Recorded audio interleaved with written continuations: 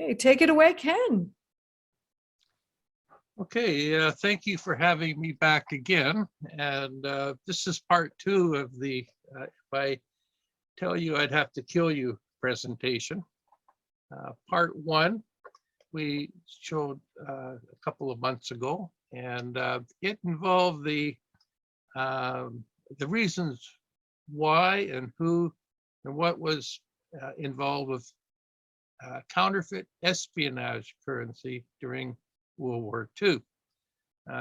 This took place in primarily in Sachsenhausen concentration camp, and the results were counterfeit British pound notes, 5, 10, 20, and 50.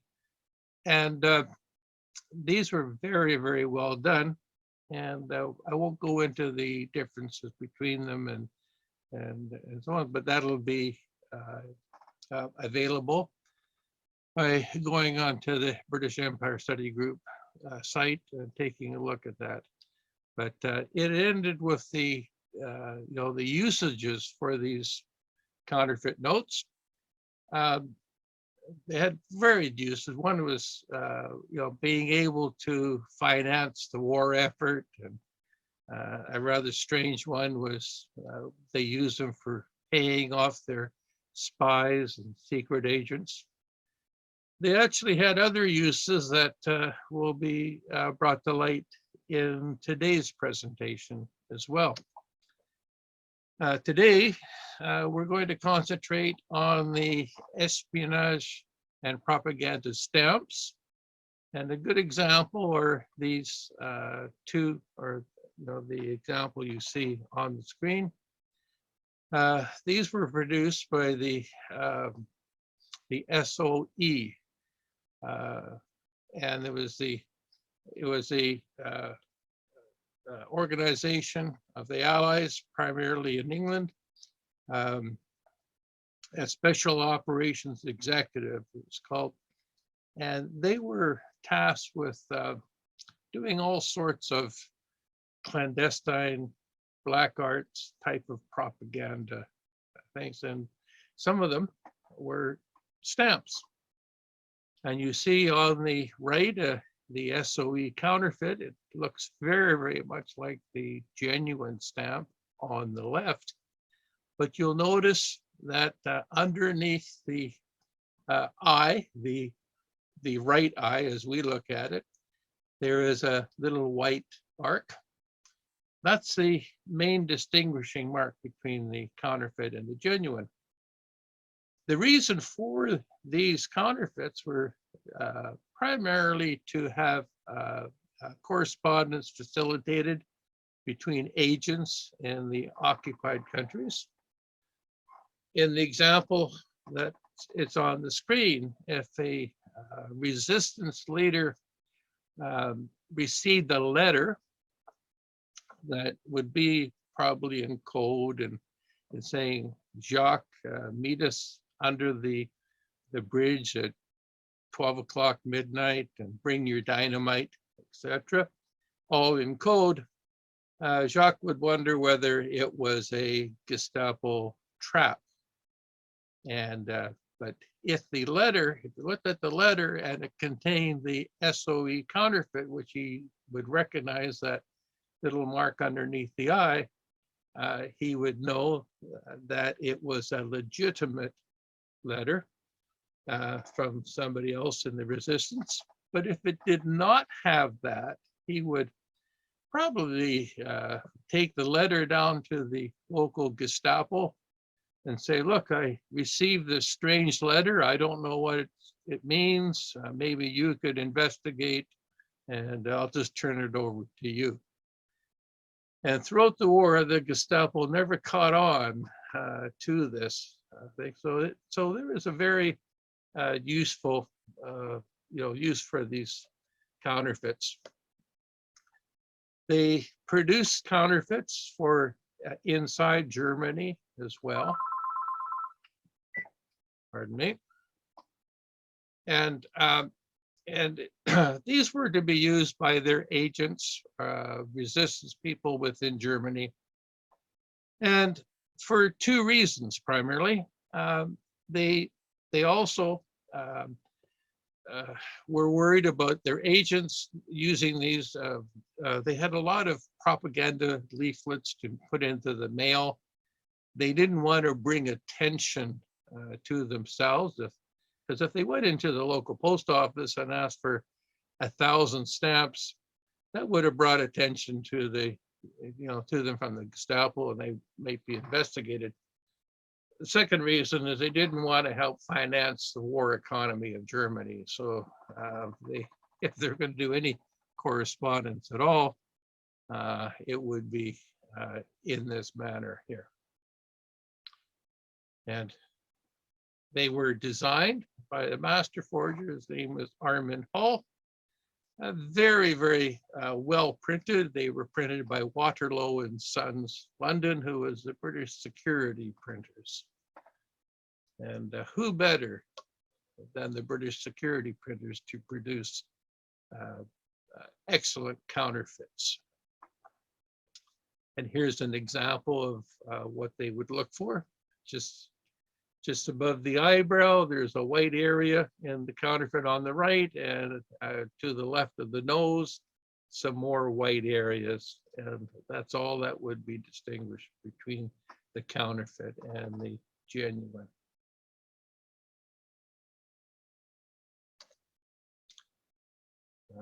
I won't get into a lot of the perforations and papers and watermarks and so on, but this is an example of a complete sheet.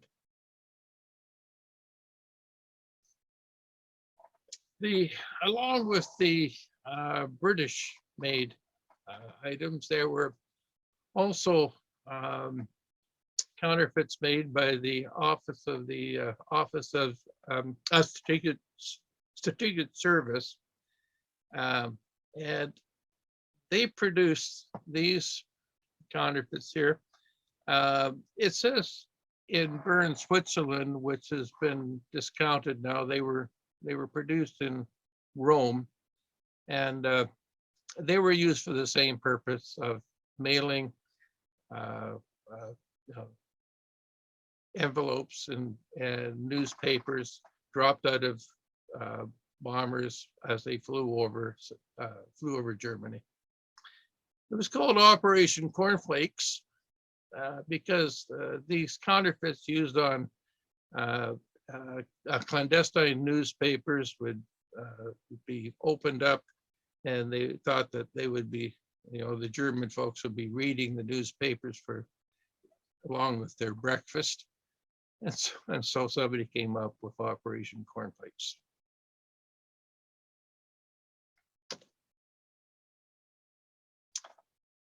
It was to the attention that by the German government that there were thousands and thousands of stamp collectors in Germany, and they thought, why not capitalize on this? It's one thing to counterfeit the currency, but if you counterfeited stamps, that would be something that so many people would be take note of.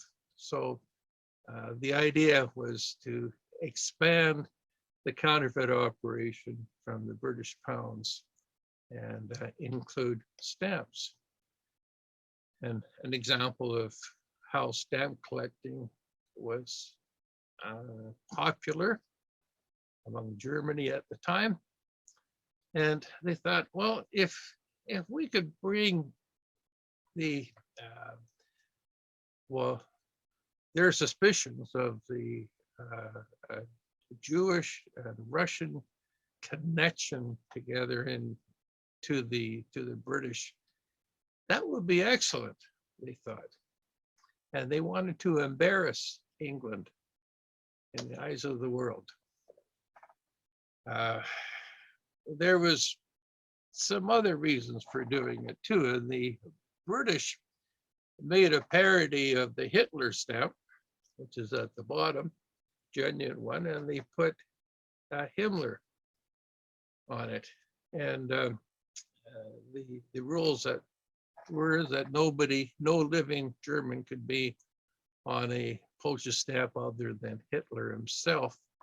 And so they thought that if they made a parody with Himmler on it, that would bring suspicion, and as much suspicion as they could was always a good thing.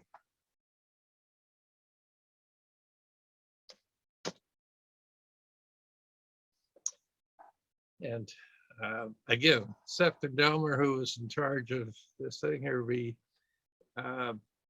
made another series of stamps, again, poking fun of Himmler and the Nazis. And it shows in this case here a German being maniculed, and Hitler, or pardon me, Himmler being responsible. But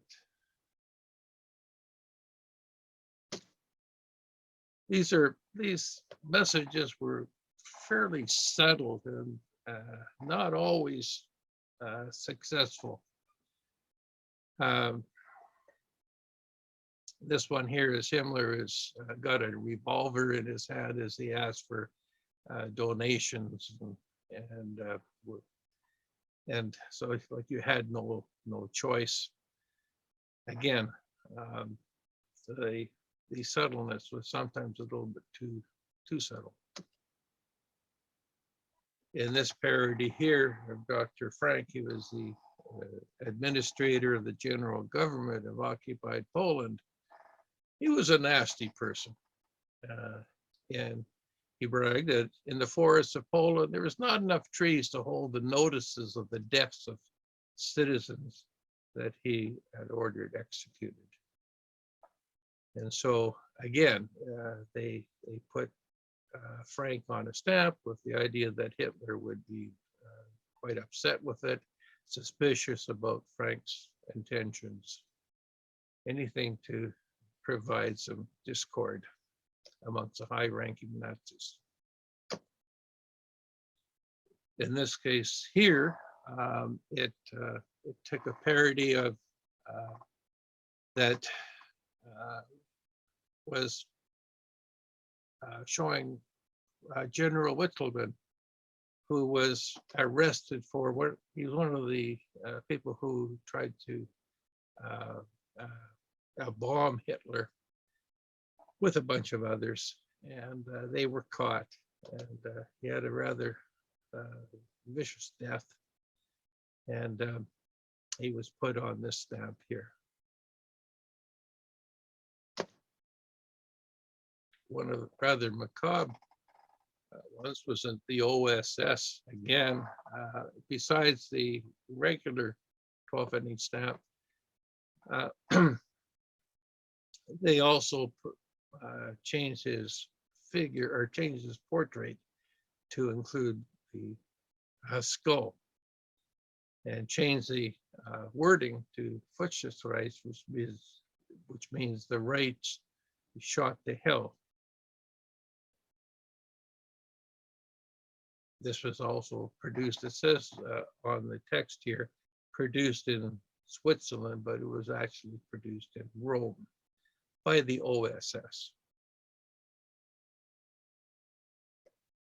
So all of these parodies that were poking fun of Hitler, and Himmler, and Wittelsbach, and Hans Frank, etc., came to the attention of Himmler, and he thought, well, he wasn't too happy with it. So he thought, well, we're going to do the same. We're going to get back, get even. And so he ordered that a series of stamps be made that would do the same with bringing attention of the Jewish Russian connections to the King of England. He was really careful as to, he didn't want to go too far with his parody, But he had these, or if he had rules for what we plan, this would be the rules that I have here, that they should be based on current and valid stamps used at the time, close as possible to the original designs. Couldn't disfigure the actual portrait of the king itself, and bringing attention of the influence of Jewish and Bolsheviks in England. And there were other things, and it was these things had to be made by Jewish people.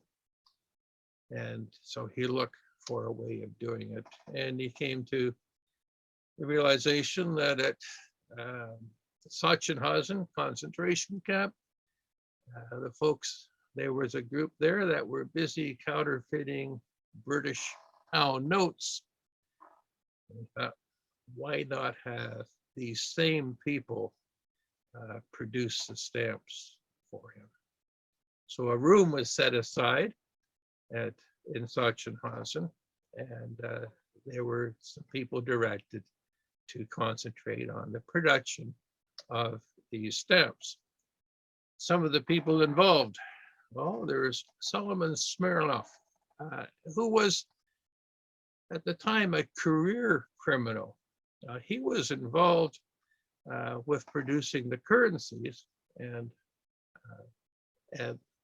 there were very few actual criminals involved in the currency operation, which is Operation Andreas to begin with, and Operation Bernhardt. Well, this operation, which was called Operation Waterwave, used this career criminal there as well. And other people involved were Peter Edel, Leo Haas, and in charge of the operation was Bernhard Kruger. And I said, I don't want to read all the text involved here, because you can read for yourself who was responsible for what.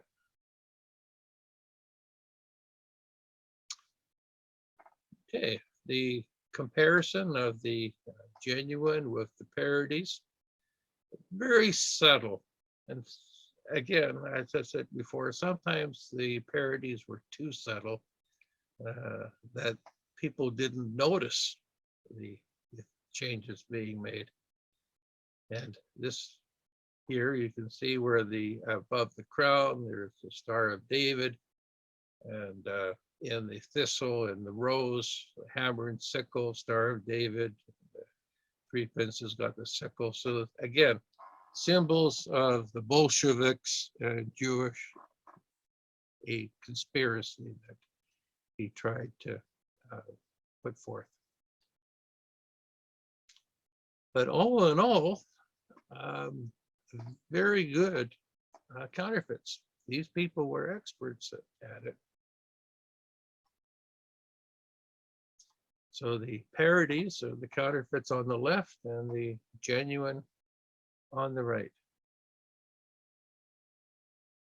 It was called Operation Waterwave because of the watermark that they used on the paper had this wavy watermark on it. So that's where the operation got its name.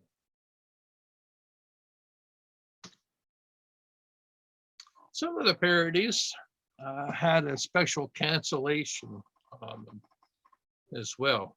And this cancellation was called the Festa Europa. Again, it was the idea that, or there was a rumor that these things were dropped over the beaches of Normandy. But that's been discounted by the Air Force. At the time, they said the Luftwaffe had more important things to do that week than drop Hitler's silly stamps out of the bombers.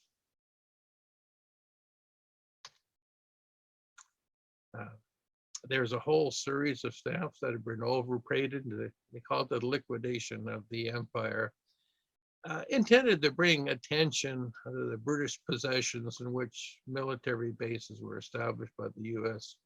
and British colonies. And there's a list of the various colonies. These things are quite rare and hard to find. They are available, but they are rare. Other issues that were parodied was this issue here, the King George VI coronation commemorative. And again, very subtle differences, hammer and sickle. And there is reference to the Tehran Conference in 1943, which was the British alliance, British-Russian alliance. And again, they wanted to have suspicion against both the British Jews, Russian communists, and the royal family.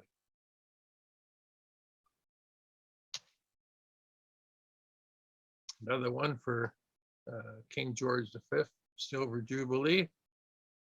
Again, this is Silver Jubilee. It was changed to this war is a Jewish war.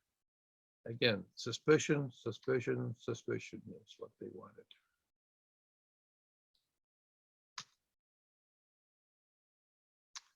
The next step up was, okay, they've done stamps, they've done the British currency. And the question is, we'll take a look at the old idea they had earlier in 1939 to counterfeit the US banknotes. And Hitler gave the authority for that idea to be resurrected and so on, because he realized that they needed currency. And if they had a lot of currency, that could be handy for future peace negotiations down the road. So again, Operation Bernhard, the same, they had the expertise, they had the location, they had the presses, the people. It was a perfect match. And so the Bernhard inmates were at Sachsenhausen were tasked with producing $100 American bills. They were said that if they did it right and so on, when the war ended, they would be well looked after. Of course, well looked after meant that he would go to the gas chambers. And this is a letter here from Sachsenhausen, mailed at the time.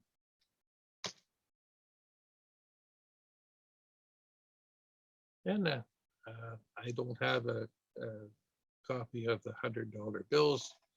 I had to borrow this illustration from elsewhere. But very, very few were actually made. There were some samples that Himmler was able to proof around January 6th, 1949, or 1945. And he was pleased with the results. So it's very late in the war's progress, and the idea of having this currency available was it would be a good negotiating item. There was always this plan that the Reich would survive the war if they had a place where they could be safe from the advancing Russians and the Americans, and they could use counterfeit currency for on the black market. Again, a bargaining chip, and some of them also thought if they had to escape somewhere, they would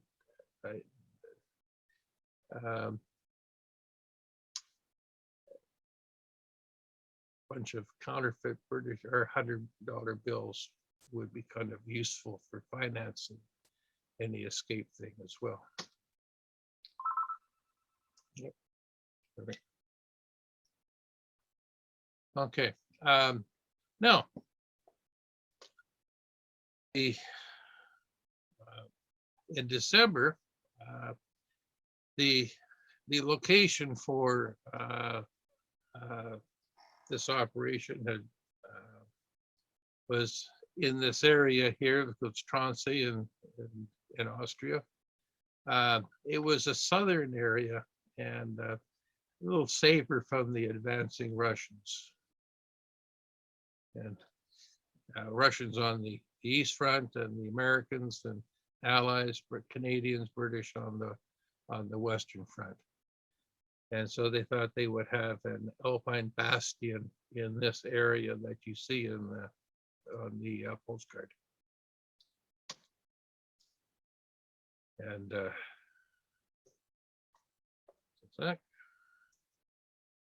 okay, and some examples of photos of the Sachsenhausen inmates there. In all, there were 140 inmates involved in Operation Waterwave and Operation Bernhard. And they had to be moved, plus all of the equipment they had to be moved with them. And it was a major operation. They arrived at Mothenhausen. And again, they were quartered in a called Block 20. It wasn't quite as nice as they had in Sachsenhausen. And there was always a reminder that the gas chambers were in the same camp where they were exterminating hundreds of thousands of Mauthausen inmates. Yeah.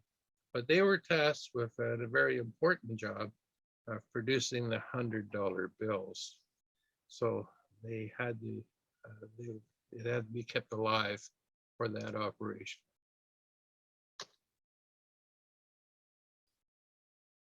March 31st, 1945, they were again transferred to a place called Riddlesip, and there's a location of where they were there. It was very deteriorated conditions that weren't the same as what they had before in Sachsenhausen. If you got ill on the transport, you were basically shot or executed. There was no way that they could mix people who got ill and with the general concentration camp population.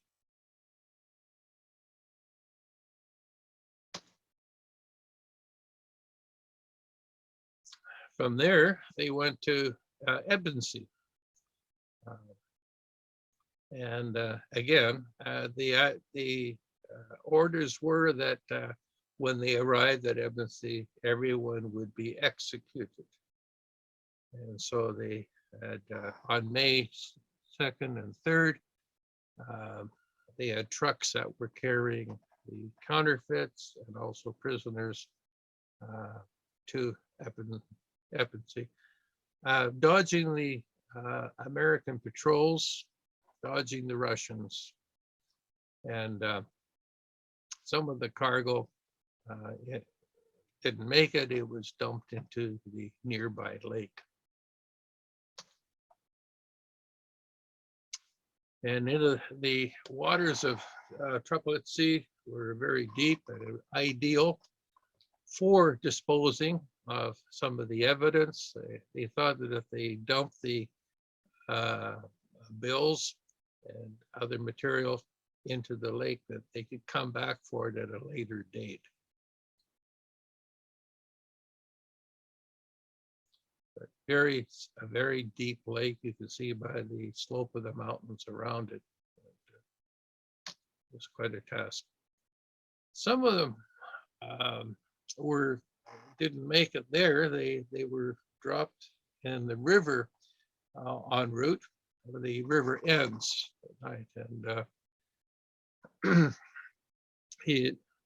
there's the Enns River and the Tron River where some of these currency bills were disposed of. Now they were in wooden boxes, and the wooden boxes and the rivers didn't fare too well. The wood would swell, and they would eventually open up. And what happened was that the counterfeit notes would, escape from the boxes, and they were floating down river. And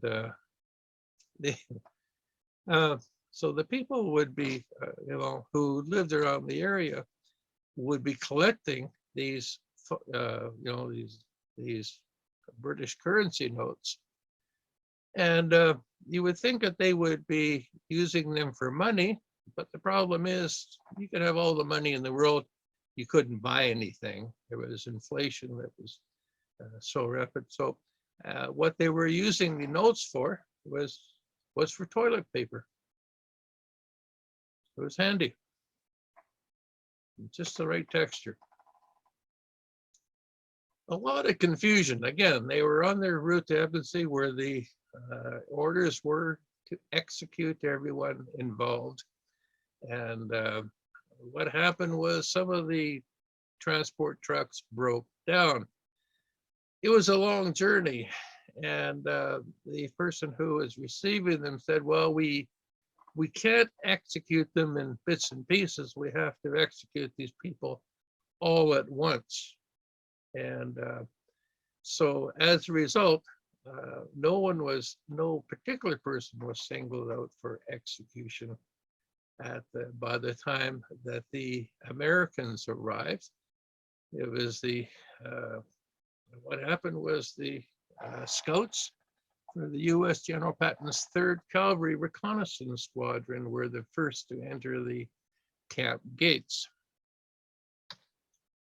And you'll see in this picture, this is just as they entered there, somebody had made an impromptu American flag there.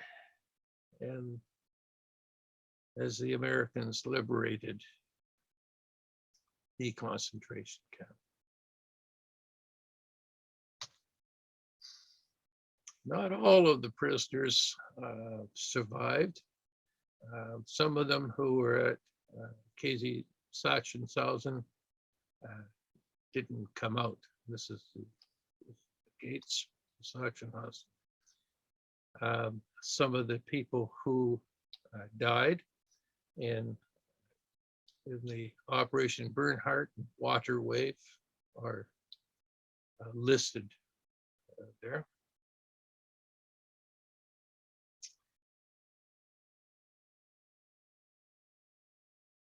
These were the survivors here that are listed. And some of them were able to write books and so on about their work.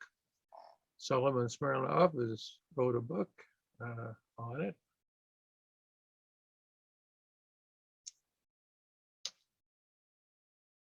Okay, and when they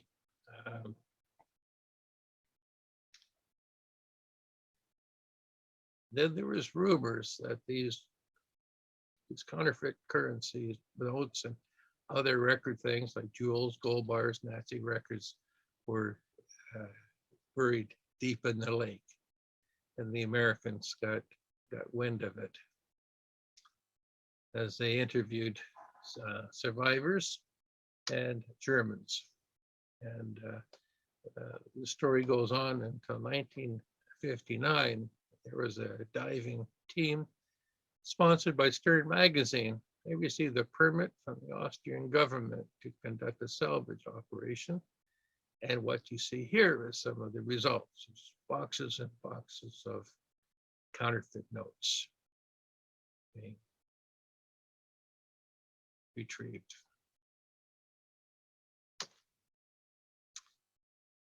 Other things that happened is that the towns where these concentration camps were erected monuments, in honor of the inmates there, or in a memorial to the inmates there. And this is the memorial at Eppensee, which towers high above the town.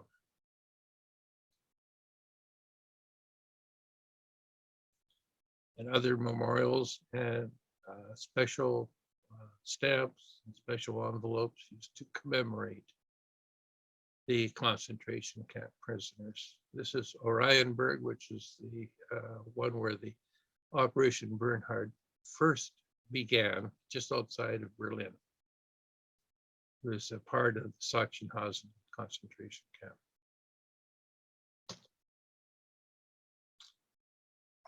And the British had to, they had a situation where they had all these thousands and thousands of counterfeit notes out there.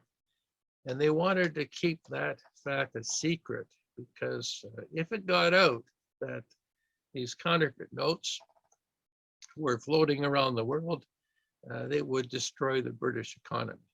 And so what they did is they pulled in all of the large size 5, 10, 20, and 50 counterfeit notes and replaced them with a smaller size bill. Quite different. It had a silk thread through it. The notes as a security item. But anyway, they were able to do that over the years, and there was again, because they didn't want the secret to get out, they invoked the Official Secrets Act. Anybody involved in the with knowledge of the operation had to keep it quiet. And I believe it was 40 years that you couldn't write or say anything about the operation. And that included the stamps as well as the currency.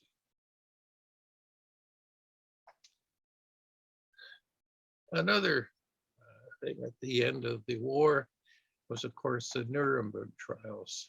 And 6 million Jews were sent to their deaths, a total of 70 camps. What happened? Well, 24 Nazis were put on trial out of 3.5 million Germans that were charged with various offenses. Of those 3.5 million, only 2.5 million, those were released without a trial. And of an original wanted list of 13 million Germans, only 300 received a serious sentence. That's not very much. And the sentences were either a fine for property that they had looted was confiscated, or they were restricted in their employment. Just briefly. Well, a lot of people didn't think that that was enough, that justice wasn't served. So one group of people, of 200 to 250 Jewish Lithuanian fighters, Holocaust survivors, formed a group called the Nakam, meaning the Avengers. Their leader was Abba Kovner, and they vowed revenge again, and they went through Europe seeking out Nazis, bringing them to their own justice.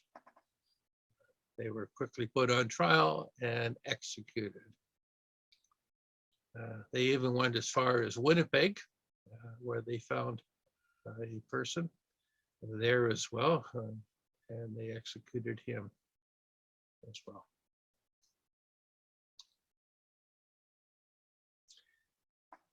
Fighting with the British Army was another group of people called Jewish fighters called the Jewish Brigade.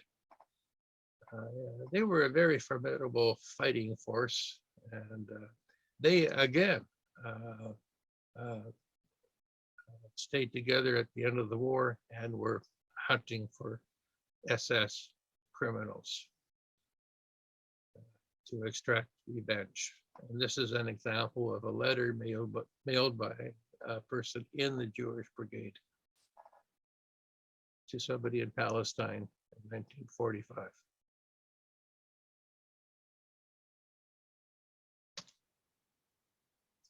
December 1945, Abner Kovner, the leader of the Avengers, they were headquartered in Paris, and they had plans to execute Nazi war criminals and beyond. They wanted an eye for an eye, and if there were 6 million German, 6 million Jews exterminated in the camps, they wanted to murder 6 million Germans, men, women, and children, the same number, in the same mix that the Nazis had executed. The project was financed, though, by selling on the black market these same counterfeit notes that the inmates in Sachsenhausen had produced. It's sort of ironic. So they had different plans, and plan A was to obtain a poison that they could put into 5 German cities: Munich, Berlin, Weimar, Nuremberg, and Hamburg. So they needed a large quantity of poison. And so Kovner went to Israel to connect with people that may be able to provide the poison. And he met here with the Jewish Brigade. But the Jewish Brigade thought that Kovner's plan was too extreme. They didn't find the idea of killing SS, but they thought that killing women and children was something that they would be too much. And it would probably do them more harm politically if they were successful on that. So they bowed out of the plan. But he continued on, and he met with 2 other people at the university in Israel, in Jerusalem. And these 2 folks, Chaim Weizmann on the left, and who became a future president of Israel, and Ephraim and Abraham Katzar, and Ephraim is on the right. He also became a future president of Israel. Not well known at the time that these 2 Israeli presidents were instrumental or helpful in supplying poison to Kovner, with the idea that that poison would be used to kill 6 million Germans.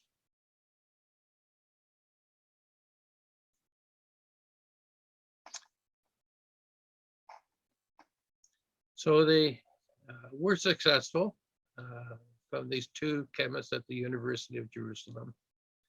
And on December 14th, 45, Kovner left Israel to go back to Paris and distribute the poison to his agents in Germany. And the text tells you who was involved. And unfortunately for Kovacs, he and the stock of poison was intercepted by the British police on his return to Europe, the ship bound for Toulon, France. Kovacs was imprisoned, and that ended Plan A to put poison into the water systems of the 6 German cities. There was a Plan B, though, and the Plan B was to take a close look at the SS that had been captured after the war. And these SS were the people who manned the crematoriums and machine guns, and saying that they were just following Himmler's orders as they murdered 6 million Jews.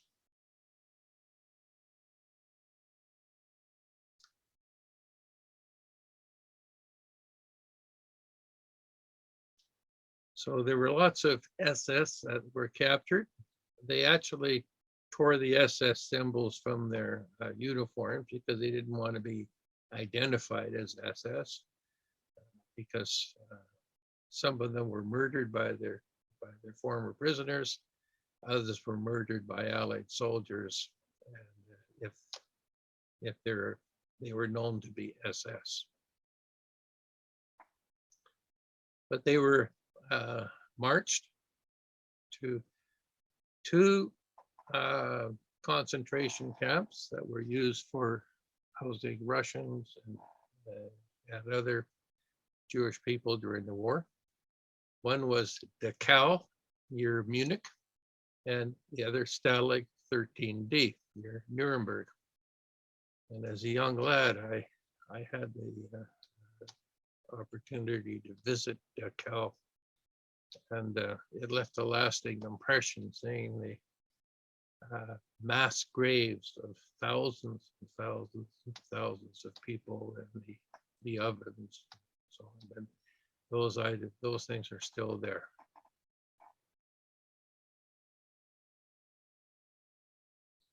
But the idea was that they now targeted the SS in these two camps.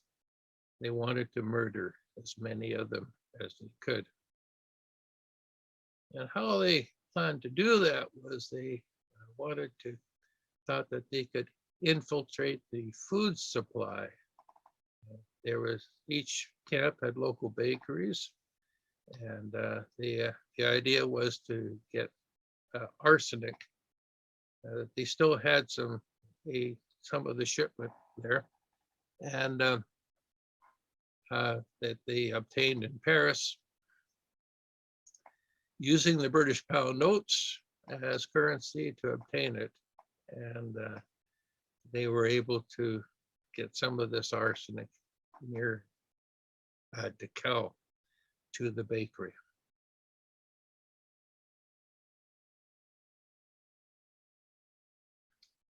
And a sample reply postcard mailed from Stalag 13D, just as the philatelic connection to the camp.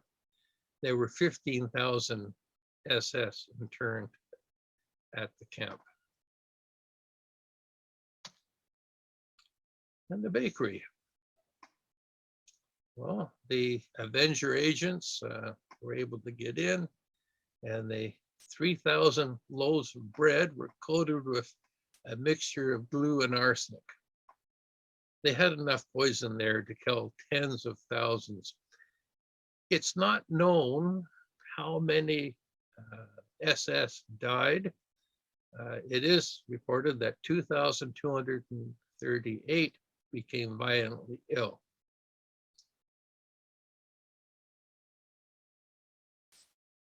The information for this operation I got from a National Geographic documentary on it. Very interesting.